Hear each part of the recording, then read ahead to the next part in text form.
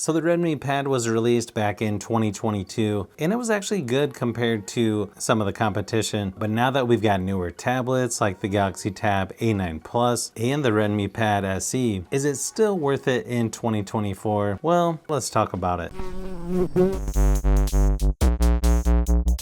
Pricing is just over $200 in the United States. You have options of 64 or 128 gigabytes of storage. That's with 3, 4, or there's also a 6 gigabyte version of RAM with 128 gigabytes of storage as well. It's got a 10.61 inch IPS LCD display with 1200 by 2000 resolution with up to 90 Hz refresh rate. It seems bright enough for indoor use. Doesn't have quite as good of viewing angles as the newer SE version, but it's widevine L1, which is good for apps like Netflix and other streaming apps. Overall, the screen quality is pretty good on here and still holds up to some of the competition, even in 2024, in my opinion. It's got an 8,000 milliamp hour battery and lasted about 9 hours, which is above average when compared to other tablets in this category. So plenty of power to get you through a day or two of mixed usage, even longer if you turn the screen brightness down. And not a huge surprise, but software on this is going to be somewhat similar to the Xiaomi Pad 6. You have the Google Discover newsfeed left of the home screen. You've got the control center up in the corner, which looks very similar to an iPad. It's been updated to Xiaomi Hyper OS for the software on Android 14. The downside is I believe this might be the last year of software updates, but it should get another year of security updates. So this could be one reason why I might hesitate on getting this over some of the newer tablets.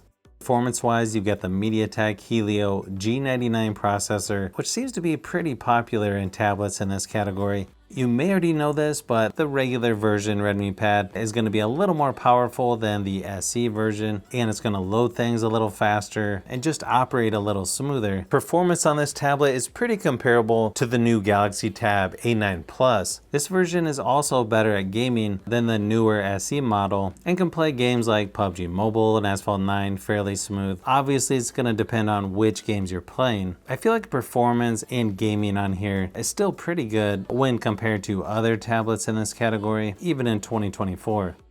Nice thing is you have 2 speakers on each side, which sound nice and loud in person. Here's a quick sample just to give you an idea of how it sounds.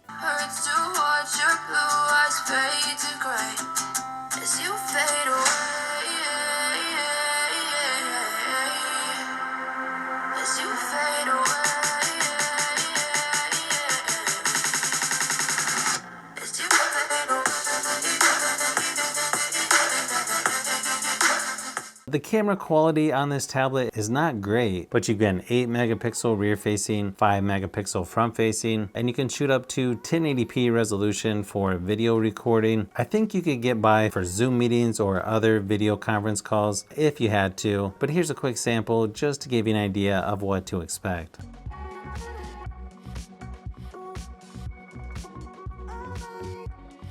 So overall, I feel like screen quality and performance is fairly similar to some of the competition. I feel like it actually does a good job at most things, even in 2024. But really the only thing where I might hesitate is with software updates. So you may want to consider some of the other newer tablets. If you like tablets, phones, and other tech, I've got quite a few more that I'm working on. So you'll want to keep an eye out for those upcoming videos.